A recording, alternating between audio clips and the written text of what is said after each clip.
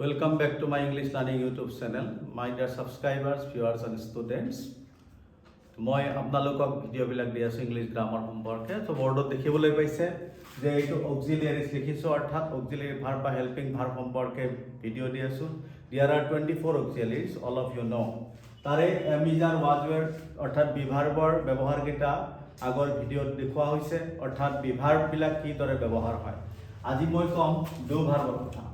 So do verb সম্পৰ্কে আপোনালোকে আগতেও দেখিছে, ভিডিঅ' পাইছে। তথাপি আজি আকৌ মই লিখিব ওলাইছোঁ যে ডু ভাৰ্ব বুলি কোৱাৰ লগে লগে there are 3 forms of the verb. Okay, do, does and did. Okay, অৰ্থাৎ এই তিনিটা ভাৰ্বৰ কথাই ডু ভাৰ্বৰ এই তিনিটা ফৰ্মৰ কথাই বেছিকৈ আলোচনা হয়, অৰ্থাৎ ডু, ডাজ আৰু ডিড। অ'কে, আৰু এটা ফৰ্ম আছে যিটো নেকি পাষ্ট পাৰ্টিচিপল হ'ল ডান। অ'কে, পাষ্ট পাৰ্টিচিপল ডান। আকৌ ডু ভাৰ্বৰ আৰু এটা ফৰ্ম আছে, পাষ্ট পাৰ্টিচিপল ডান হয় আৰু ইয়াৰ প্ৰেজেন্ট পাৰ্টিচিপল হ'ব ডুইং। সো এইবিলাক কথা অলপ জনা দৰকাৰ আছে। আমাৰ বহুত ষ্টুডেণ্টক আমি কেতিয়াবা প্ৰশ্ন সোধো যে what is the present participle of do. তেতিয়া দেখিবলৈ পোৱা যায় বেছিভাগ ষ্টুডেণ্টে মুখ মেলি থাকে, অৰ্থাৎ বহুত ষ্টুডেণ্টে নাজানে প্ৰেজেন্ট পাৰ্টিচিপল কি, but they no past participle জানে। কিয় জানে? কাৰণ ভাৰ্বৰ লিষ্টত প্ৰেজেন্ট টেন্স, পাষ্ট টেন্স আৰু পাষ্ট পাৰ্টিচিপল এই তিনিটা ফৰ্ম পায়, কিন্তু প্ৰেজেন্ট পাৰ্টিচিপলৰ বিষয়ে খুব কমহে আলোচনা হয়। It is very less discussed. That is why many students do not know the present participle form of do verb. Do verb বুলি কথা নাই, যিকোনো ভাৰ্বৰ প্ৰেজেন্ট পাৰ্টিচিপল ফৰ্মটো বহুতেই নাজানে। সো আজি মই স্পষ্ট কৰি দিছোঁ যে পাষ্ট পাৰ্টিচিপল ফৰ্মৰ লগত প্ৰেজেন্ট পাৰ্টিচিপল ফৰ্ম আছে। প্ৰেজেন্ট পাৰ্টিচিপল ফৰ্ম মানে ভাৰ্ব প্লাছ আইএনজি। অ'কে, এতিয়া ডু ভাৰ্ব আমি অক্সিলিয়াৰি ভাৰ্ব হিচাপে ব্যৱহাৰ কৰোঁ।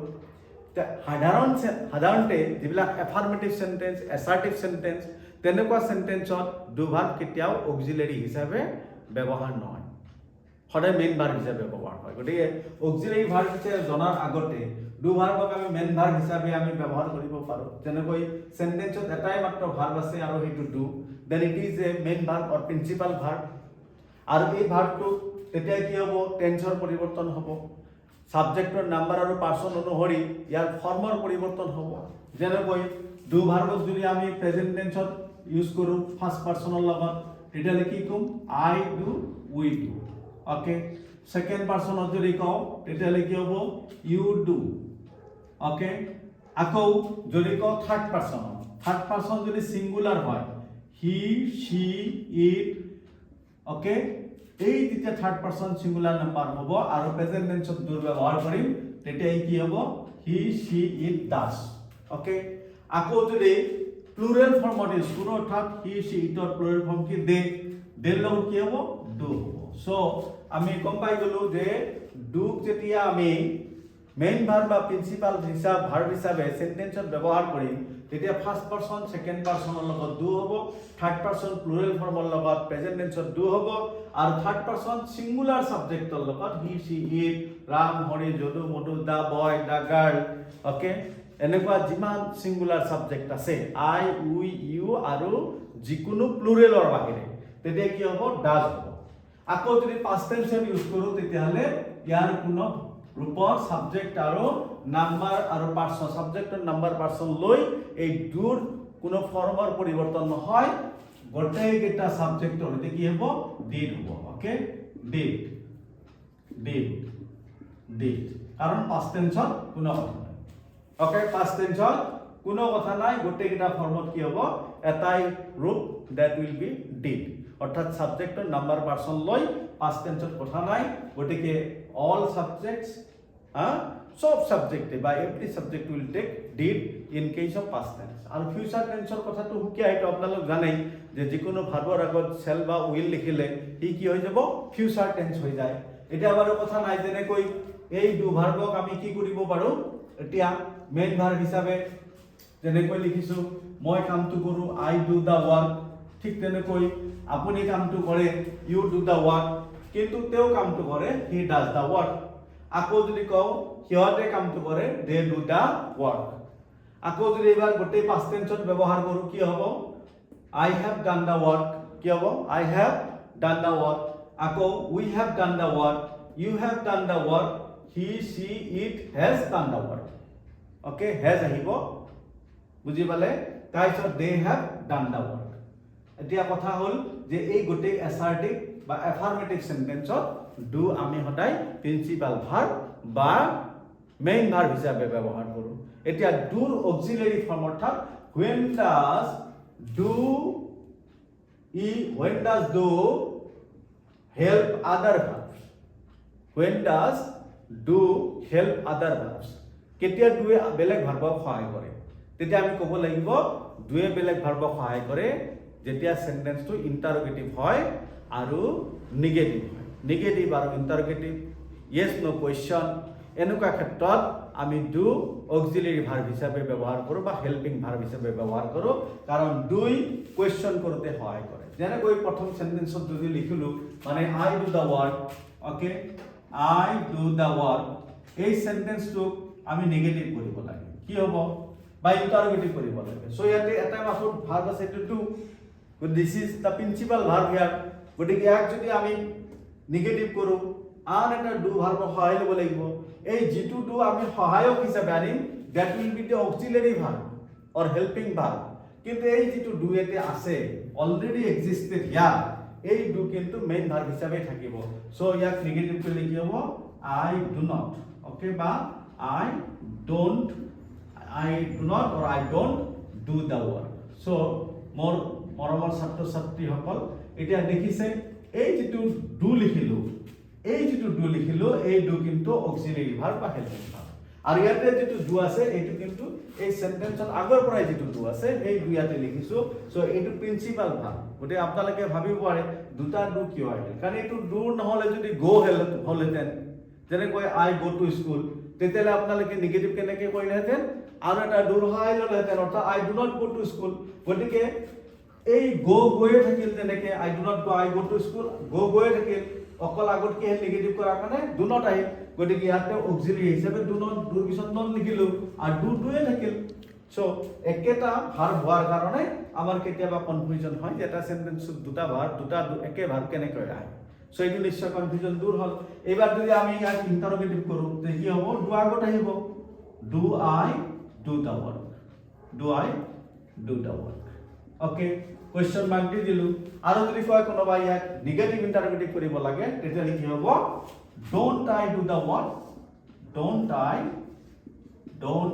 do the work নাইবা do I not do the work okay গটিকে প্ৰত্যেকটো ক্ষেত্ৰতে এই যেটো do ইউজ হৈছে এইয়া নটৰ লগত এই do হৈছে অক্সিলাৰি ভাৰ্ব এই do যে প্ৰথমে আহিছে এইটো অক্সিলাৰি ভাৰ্ব গটিকে ইয়াতে do আহিছে কেতিয়াবা does আহিব আকৌ এই সেন্টেন্সটো যদি আমি কেতিয়াবা কি কৰিব পাৰো এটো অলপ পিছত কৈ আছো অৰ্থাৎ yes no questionৰ ক্ষেত্ৰতো আমি do ভাৰ্ব ব্যৱহাৰ কৰিব পাৰো অক্সিলাৰি হিচাপে গটিকে এবাৰ ধৰক সেন্টেন্সটো কি লিখিলো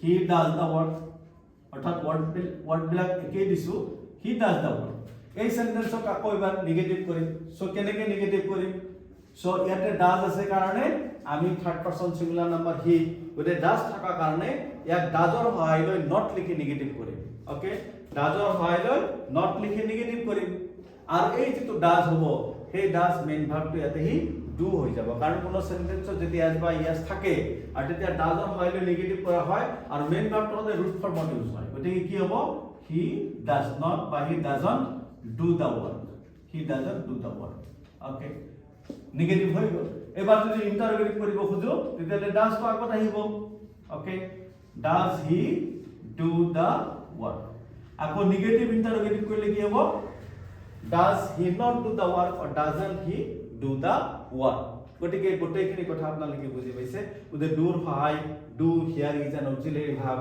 does here is an auxiliary verb এবাৰ did তেনেকে আহিব যদি আমি did লিখি অৰ্থাৎ মেইন ভাৰ্ব হিচাপে did ব্যৱহাৰ কৰো যেনেকৈ কি they did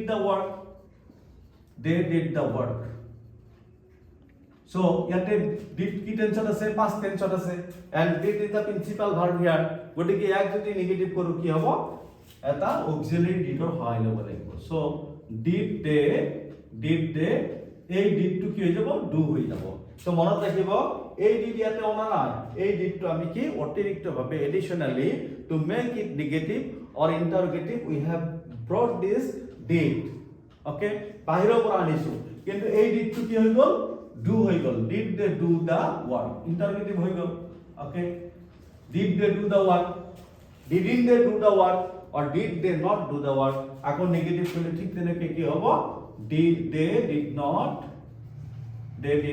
or didn't do the work okay so নিশ্চয় বুজি পালে ডু ভাৰ্বক আমি কিদৰে অক্সিলাৰি ভাৰ্ব বা হেল্পিং ভাৰ্ব হিচাপে ব্যৱহাৰ কৰো দুই সদায় নেগেটিভ কৰোতে বা ইন্টাৰগেটিভ কৰোতে বেলেগ ভাৰ্বক সহায় কৰে okay দুই সদায় বেলেগক কি কৰে নেগেটিভ ইন্টাৰোগেটিভ কৰোতে সহায় কৰে এবাৰ ডু ভাৰ্ব নলয় আমি যদি বেলেগ ভাৰ্ব লওঁ অৰ্থাৎ সেন্টেন্সটো কি আছে এই গোটেইটা সেন্টেন্সত ডু ভাৰ্ব লৈছো আৰু ষ্টুডেন্ট ইয়াতে বেছিকৈ ভুল কৰে অৰ্থাৎ যেতিয়া দুটা ডু ভাৰ্ব একেলগে ব্যৱহাৰ কৰিবলগীয়া হয় তেতিয়া অলপ কনফিউজন হয় বা অলপ শংকা বোধ কৰে যে দুটা ডু কেনেকৈ ইউজ কৰিম ওকে গতি he does da work he does not da work কেতিয়াবা এনেকে নেগেটিভ কৰি থৈ দিয়ে ডাজ হি দা ওয়াৰ্ক কেতিয়াবা এনেকৈ ইন্টাৰোগেটিভ কৰি থৈ দিয়ে গতি মই হে অকল ছাত্ৰ ছাত্ৰী কৈছো যে তেনেকুৱা নহয় নিশ্চয় আজি ভিডিওটোৰ দ্বাৰা ডু ভাৰ্ব যেতিয়া এফাৰ্মেটিভ বা এসাৰ্টিভ সেন্টেন্সত থাকিব আৰু সেই সেন্টেন্সটো নেগেটিভ ইন্টাৰোগেটিভ কৰোতে আন এটা ডু ভাৰ্বৰ সহায় ল'ব লাগিব অৰ্থাৎ ডু ডাজ ডিডৰ সহায় লৈ সেই ভাৰ্বকেইটাৰ আসল ফৰ্ম অৰ্থাৎ ৰুট ফৰ্ম ইউজ কৰিব লাগিব কিন্তু এবাৰ যদি বেলেগ ভাৰ্ব লিখো তেতিয়ালে এই কনফিউজন নাথাকে সো ওপৰৰ এইখিনি বস্তু নিশ্চয় বুজি পালে যে ডুৰ আটাইকেইটা form do does did past participle done আৰু প্ৰেজেন্ট পাৰ্টিসিপল কি ডুইং হয় আৰু গোটেইকেইটা মই সাবজেক্ট আৰু নাম্বাৰত টেন্সত অৰ্থাৎ প্ৰেজেন্ট টেন্স আৰু পাষ্ট টেন্সত ডু ভাৰ্ব কিহৰ লগত কোনটো সাবজেক্টৰ লগত কেনেদৰে ব্যৱহাৰ হয় গোটেইখিনি কথা বুজাই দিলো এবাৰ বাৰু এনেকুৱা এটা সেন্টেন্স লম য'ত ডু ভাৰ্ব নাই ওকে কিন্তু তাক নেগেটিভ বা অ্যাসাৰ্টিভ কৰি ইন্টাৰোগেটিভ কৰিব লাগে তেতিয়া হলেও আমি কি কৰিব লাগিব যেতিয়া অক্সিলাৰি ভাৰ্ব অৰ্থাৎ মেইন ভাৰ্ব থাকিব অক্সিলাৰি ভাৰ্ব নাথাকে তেতিয়া আমি তাক নেগেটিভ বা ইন্টাৰোগেটিভ কৰিবলৈ ডুৰ সহায় ল'ব লাগে যেনেকৈ কি the boys go to school regularly sentence to লিখিছো the boys go to school regularly so এই সেন্টেন্সটো কিতিয়া নেগেটিভ কৰিব লাগে এই সেন্টেন্সটো নেগেটিভ কৰিবলৈ আমি প্ৰথমে কি চাব লাগিব সদায় ভাৰ্বটোকে চাব লাগিব so we have seen the verb here is go and go to definitely it is the verb of present tense ভাৰ্বৰ লিষ্টৰ প্ৰেজেন্ট টেন্সৰ ফৰ্মত কি আছে go আছে do আছে play আছে read আছে ওকে গতিকে এই go to present টেন্সত আছে গতিকে এই go ভাৰ্বক এতিয়া যদি আমি নেগেটিভ কৰো তেতিয়ালে ইয়াক do ভাৰ্বৰ সহায়ত আমি নেগেটিভ কৰিম so the boys do not or don't go to school regularly so নিশ্চয় হৈ গল ইয়াক আকৌ কি কৰিম আমি নেগেটিভ হৈ গল ইয়াক যদি ইন্টাৰোগেটিভ কৰো তেতিয়ালে এই ডু আগত আহি যাব একেবাৰে simple do the boys go to school regularly so নিশ্চয় বুজি পালে যে ডু ভাৰ্ব কিদৰে অক্সিলাৰি ভাৰ্ব হিচাপে ব্যৱহাৰ হয় do the boys go to school regularly ঠিক তেনেকৈ এই go যদি আমি past tense ইউজ কৰো অর্থাৎ গোর জায়গাত কি লিখো went লিখো if we write or use the verb went in place of go that means we have used the verb go in past tense the past tense ব্যবহার করার লগে লগে আমি এক নেগেটিভ আর ইন্টারোগেটিভ কৰিবলৈ আমি do ৰ past tense ইউজ কৰিব লাগিব that will be did so কি হ'ব the boys went to school yesterday এবাৰ লিখিছো the boys went to school yesterday so do verb auxiliary হিসাবে ইমান মানে বেলেগ ভাৰ্বক সহায় কৰে ওকে ইয়াত কি হ'ব went আছে past tense গতিকে did ৰ সহায় ল'বলৈ definitely did the boys go এবাৰ যেহেতু কি আছে এটো went আছে went থকা কাৰণে আমি কি লিখিলো did লিখাৰ লগে লগে এটো কিন্তু প্ৰেজেন্ট টেন্স অৰ্থাৎ সদায় ৰুট ফৰ্ম ইউজ কৰিব লাগিব so went to present tense কি go so did the boys go to school yesterday interrogative হৈ গল definitely equation হৈ গল so this is an interrogative sentence by using the helping verb do or do the past tense form of did ঠিক তেনেকৈ negative কৰিলে কি হ'ব the boys did not go, okay, did not or didn't go to school yesterday. So more ছাত্র ছাত্রী সকল viewers আর subscribers, so নিশ্চয় বুঝি পালে। আর ইংলিশ গ্রামারত এই ডু ভাৰ্বৰ ব্যৱহাৰ বহুত ব্যাপক, বহুত মানে কি হয় এক্সটেন্সিভলি ডু ভাৰ্বৰ ব্যৱহাৰ হয়, আৰু এই ব্যৱহাৰটো আমি জানিব লাগে। ডু ভাৰ্বৰ ব্যৱহাৰত যদি আমাৰ দখল থাকে তেতিয়াহ'লে কিন্তু আমি নিগেটিভ ইণ্টাৰগেটিভ কৰোঁ বা ইংলিছ লিখোঁতে আৰু আমাৰ মনোভাৱ প্ৰকাশ কৰোঁতে কোনোদিনে ভুল নহয়। চ' মোৰ মৰমৰ ছাত্ৰ ছাত্ৰীসকল নিশ্চয় আপোনালোকে ভাল পাব ভিডিঅ'টো, গতিকে চাই থাকিব। অ'কে, গতিকে আজিৰ কাৰণে মই এইখিনিতে সামৰিলোঁ। ধন্যবাদ।